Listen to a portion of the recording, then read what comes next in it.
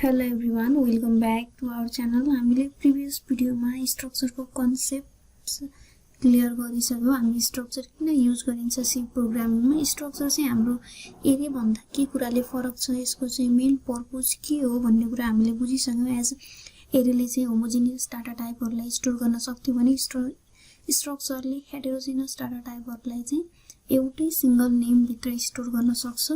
अनि यो चाहिँ युजर डिफाइन्ड डेटा टाइप हो भन्ने पनि हामीले बुझिसक्यौं।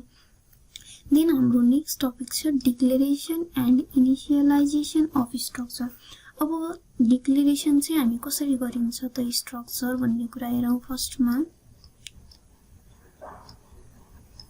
अब यसको डिक्लेरेसनमा हामीले चाहिँ मेन अब हामीसँग सिन्ट्याक्स भनेको चाहिँ के हुन्छ भने यसको हामीले एज अ सिन्ट्याक्स हेर्यौं भने हामीसँग कस्तो हुन्छ यसको सिन्ट्याक्स भने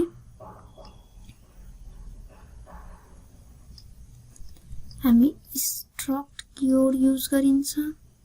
देन हाम्रो नेम जुन युजर डिफाइन्ड नेम हुन्छ हामीले दिन खोजेको त्यो नेम लेखिन्छ हामी। एन्ड देन हामीसँग अब त्यहाँ भित्र मल्टिपल मेम्बरहरु हुन्छ। त्यो मेम्बरहरुको चाहिँ डेटा टाइप मेम्बर 1 अनि मेम्बर 2 को डेटा टाइप मेम्बर 2 को नेम हुने भयो। यसरी हामीसँग के हुन सक्छ मेम्बर n सम्म हुन सक्ने भयो हामीसँग। यो चाहिँ के भयो हाम्रो के को सिन्ट्याक्स भयो यो भने यसले त हाम्रो जस्ट अब एउटा टेम्प्लेट मात्रै क्रिएट गर्छ। हामीले अलरेडी बुझिसक्यौं till now no memory has been allocated to this. यसले एउटा चाहिँ नेम मात्रै एउटा टेम्प्लेट मात्रै क्रिएट गरेको हो किनकि हाम्रो इन्ट एउटा डाटा टाइप हो भने चाहिँ अहिलेसम्म यो एउटा के हो डेटा टाइप मात्रै हो। यसमा कुनै पनि भेरिएबल चाहिँ डिक्लेयर भइसकेको छैन। सो अहिलेसम्म यसले कुनै पनि मेमोरी अकुपाई गर्दैन, कुनै पनि मेमोरी अलोकेटेड हुँदैन। तर अब हामीले भेरिएबल डिक्लेरेसन कसरी गरिन्छ टु वेज हुन्छ। एउटा हामीले यसमै चाहिँ हामीले यहाँ हामीले अब भेरिएबल 1 भेरिएबल 2 हामीलाई जति चाहिन्छ त्यो अनुसार पनि हामी यही पनि डिक्लेयर गर्न सकिन्छ। और हामीसँग अर्को वे भनेको के हुन्छ हामीसँग हामीले यहाँ तल यो हाम्रो माथि जहिले पनि हाम्रो यो जुन डेफिनेसन पार्ट हुन्छ स्ट्रक्चरको त्यो हाम्रो मेन फंक्सनबाट माथि हुन्छ। अनि हाम्रो मेन फंक्सन भित्र चाहिँ स्ट्रक्ट यो जुन हाम्रो ट्याग छ यो ट्याग युज गरेर यो हाम्रो स्ट्रक्चरको नेम चाहिँ हो। एन्ड देन हाम्रो भेरिएबल 1 भेरिएबल 2 यसरी हामी के गरिन्छ डिक्लेरेसन गरिन्छ। यो चाहिँ हाम्रो डिक्लेरेसनको टाइप भयो भनेको हामीले चाहिँ स्ट्रक्चर चाहिँ टु वेजमा डिक्लेयर गर्न सकिन्छ। एउटा हामीले यही पनि भेरिएबल नेम लेख्न सक्यौं, अर्को हामीले हाम्रो मेन फंक्सन भित्र गएर पनि लेख्न सकिन्छ। और हामीले अब यस्तो पनि गर्न सकिन्छ यहाँ एउटा भेरिएबल यहाँ डिक्लेयर गर्ने अनि अरु भेरिएबल तल आएर डिक्लेयर गर्ने। This is also fine. यो चाहिँ हाम्रो के भयो डिक्लेरेसनको कन्सेप्ट भयो। अनि हामीले अलरेडी भनिसक्यो जबसम्म हामीले यो कुनै लेखिएको हुँदैन यो नलेख्दासम्म चाहिँ no memory has been allocated to this. And हामीले चाहिँ कुनै भेरिएबलको नेम लेखेपछि बल्ल के हुन्छ भेरिएबल नै डिक्लेयर गरिसकेपछि बल्ल memory has been allocated to this variable. अनि त्यो चाहिँ के को आधारमा हुन्छ त्यसले अब मेमोरी अलोकेट हुँदाखेरि चाहिँ कसरी चाहिँ कति स्पेस अकुपाई गर्छ भन्ने कुरा चाहिँ हाम्रो यहाँ कुन डाटा टाइप छ हाम्रो डाटा टाइपको चाहिँ कुनै पनि डाटा टाइपले अब हामीलाई थाहा छ इन्टले 4 बाइट सम्म अकुपाई गर्छ, क्यारले सिंगल क्यारेक्टरले 1 बाइट अकुपाई गर्छ, फ्लोटले 4 अकुपाई गर्छ, सर्ट इन्ट छ भने हाम्रो 2 बाइट्स अकुपाई गर्छ। सो यसकै आधारमा चाहिँ हामी यो टोटललाई सम गरेर जब त्यो नयाँ भेरिएबल 1 क्रिएट गर्यो त्यसले टोटल कति अकुपाई गर्छ भन्ने हामी फाइन्ड आउट गर्न सकिन्छ। त्यो चाहिँ भयो अब हाम्रो के भयो डिक्लेरेसनको पार्ट। देन हामीसँग अब इनिशियलाइजेसन छ। यही डिक्लेरेसनलाई चाहिँ हामी अब यदि इनिशियलाइजेसन भनेर हेर्नु पर्यो भने हामीले इनिशियलाइजेसन चाहिँ अब कसरी गर्न सकिन्छ त भन्ने कुरा हेरौं। इनिशियलाइजेसन अफ स्ट्रक्चर भेरिएबलमा चाहिँ अब इनिशियलाइज गर्नु पर्यो।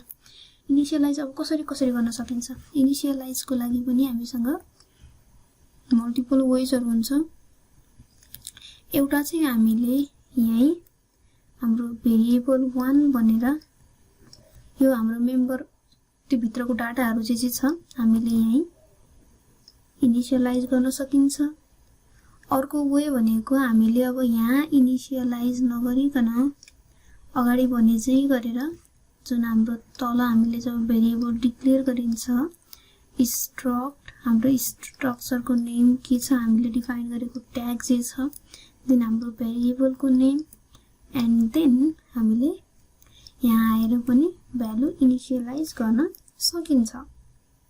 सो इनिशियलाइजेसनको लागि पनि हामीसँग के हुने भयो मल्टिपल वेज हुने भयो। अझ यो मात्रै नभइकन एउटा हामीले v1 भनेर यसरी डाटा दियौं तलै आएर भेरिएबल डिक्लेयर गरेर अनि अर्को हामीले के गर्दियौं यहाँ v2 भनेर सुरुमा भेरिएबल डिक्लेरेसन माथि गरौँ त्यसलाई इनिशियलाइजेसन v2 डट त्यसको मेम्बर 1 के हो त्यसको भ्यालु हामी दिने v2 डट मेम्बर 2 को नाम के छ यहाँ माथि लाइक नेम छ भने v2 dot name roll number छ भने v2 dot roll number then त्यसको एज छ भने v3 डट एज गरेर यसरी पनि हामीले के गर्न सकियो इनिशियलाइजेसन चाहिँ गर्न सकियो स्ट्रक्चर भेरिएबललाई। अनि अर्को कुरा भनेको हामीले के गर्न सकिन्छ भने नेक्स्ट वान चाहिँ अब हामीले यहाँ इनिशियलाइजेसन गर्दाखेरि हामीसँग यहाँ मल्टिपल मेम्बर हुन सक्छ लाइक नेम है Kyar name int age float height let us suppose हामीसँग के छ यो डिफरेन्ट चाहिँ मेम्बरहरु छ हाम्रो स्ट्रक्चरको एन्ड देन हामीले इनिशियलाइज गर्दाखेरि यो हाम्रो कुनै पर्सनको डेटा हो स्ट्रक्ट पर्सन भन्यो अनि p इज इक्वल टु हामीले इनिशियलाइज गर्दाखेरि चाहिँ यहाँ एउटा मात्रै भ्यालु इनिशियलाइज गर्यौं भने यसले चाहिँ यो जुन छ यो फर्स्ट वाला भेरिएबल हो एन्ड देन अरु जुन छ एज हाइट त्यसलाई चाहिँ बाइ डिफल्ट यसले 0 इनिशियलाइज गर्दिन्छ यदि हामीले एउटा मात्रै इनिशियलाइज गर्यौं भ्यालु भने। बट अब यो जहिले पनि के हुन्छ भने यो फर्स्ट वान जुन छ त्यो नै हुन्छ। अब हामीले यहाँ चाहिँ फेरि अब p इज इक्वल टु 5 लेखेर यो चाहिँ सेकेन्ड हुन्छ भन्न चाहिँ मिल्दैन किनकि यो चाहिँ बाइ डिफल्ट यो फर्स्ट हुनु पर्यो त्यही भएर त्यसको यो डाटा टाइप जुन छ त्यो म्याच गर्नु पर्यो। दैट मीन्स हामीले भेरिएबल इनिशियलाइजेसन गर्ने बेलामा हाम्रो जुन मेम्बरहरुको चाहिँ फ्लो जुन छ फर्स्टमा क्यार छ भने हामीले क्यार नै दिनु पर्यो हामीले देन एज छ भने त्यो यसको इन्ट डेटा टाइप छ इन्ट नै दिनु पर्यो फ्लोट हाइट के हो कति हो उसको हाइट त्यो नै हामीले दिनुपर्ने हुन्छ। हामीले अब 5 ला अगाडि लेख्छु र हामीलाई पछाडी लेख्छु भनेर चाहिँ मिल्दैन त्यसको त्यो फ्लो जुन छ त्यो फ्लो चाहिँ के हुनु पर्यो हामीले भेरिएबल इनिशियलाइज गर्दा पनि त्यो फ्लो मेन्टेन हुनुपर्छ। सो हामीले अब यहाँ हेर्यौ भने जुन हाम्रो अब डिक्लेयरिङ स्ट्रक्चर एन्ड भेरिएबल छ डिक्लेरेसनको लागि चाहिँ हामीले के भन्यौ struct keyword is used to create a structure हाम्रो कुनै स्ट्रक्चरको नेम युजर डिफाइन्ड हो हामीले कुनै नेम क्रिएट गर्नु अघि चाहिँ हामी के गरिन्छ स्ट्रक्ट कीवर्ड युज गरिन्छ एन्ड देन अब डिक्लेरेसन हामीले टु वेजमा गर्न मिल्छ भन्यौ एउटा चाहिँ जुन डेफिनेसन पार्ट छ यो डेफिनेसन पार्टमै हामीले भेरिएबलको नेम चाहिँ के गर्न सकिन्छ डिक्लेयर गर्न सकिन्छ एन्ड देन अर्को भनेको स्ट्रक्चरको ट्याग जुन छ स्टुडेन्ट भन्ने हामीले ट्याग क्रिएट गर्यौं भने स्ट्रक्ट स्टुडेन्ट भनेर हाम्रो चाहिँ मेन फंक्सन भित्र पनि हामीले के गर्न सकियो भेरिएबल डिक्लेयर गर्न सकियो। अब यो हामीले चाहिँ अब अलरेडी भनिसक्यौं जबसम्म हामीले यतिसम्म लेखिन्छ तबसम्म मेमोरी अलोकेट हुँदैन हामीले भेरिएबल डिक्लेयर गरेपछि बल्ल त्यो इच भेरिएबलले चाहिँ st1 भन्यौं यो st1 ले अब के गर्छ मेमोरी स्पेस अलोकेट गर्छ भनेको मेमोरी स्पेस अलोकेट हुन्छ st1 को लागि। यो क्यार नेम 20 भनेको छ सिंगल क्यारेक्टरले 1 बाइट अकुपाई गर्छ भनेको छ सो यसमा अब क्यार 20 भनेर हामीले अलरेडी एरे दिइसकेपछि यो चाहिँ के भयो यसले 20 बाइट्स स्पेस अकुपाई गर्ने भयो इन्ट रोल नम्बर छ 4 बाइट्स अकुपाई गर्ने भयो फ्लोट मार्क्स छ त्यसले 4 बाइट्स अकुपाई गर्ने भयो टोटलमा यसले 28 बाइट अकुपाई गर्छ त्यो एउटा भेरिएबलले देन त्यस्तै st2 ले पनि त्यस्तै अकुपाई गर्छ, st3 ले पनि यसरी नै अकुपाई गर्छ।